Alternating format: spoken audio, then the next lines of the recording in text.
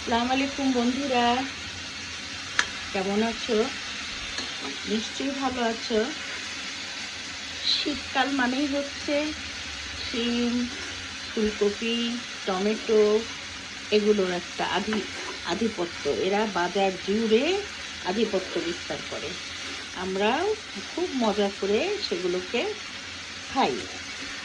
তা আজকে এটা অবশ্য তোমরা সবাই রান্না করো, এক একজনের রান্নার ধরন এক এক রকম। আজকে আমি এই যে শিম, ফুলকপি, তারপরে তোমার এই যে রুই মাছের, সেটাকে রুইও বলা যায়, নলা বলা যায়, যেটা বলো, ওটা দিয়ে রান্না করছি। মাথার আকৃতিটা দেখলে বুঝতে পারবে মাছটা খুব বড় না, আবার খুব ছোটও না।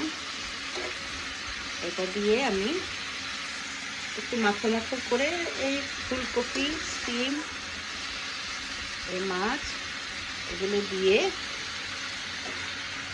একটা তরকারি রান্না করছি।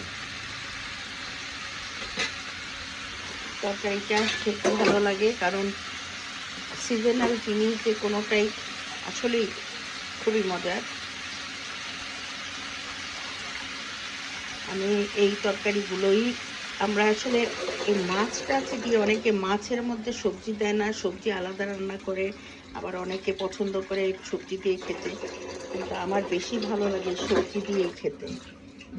কারণ সবজির দিনে সবজি খাবো না তা কি হয়? তাই একটু বেশি করে সবজি, সব কিছুতে একটু সবজি খাই।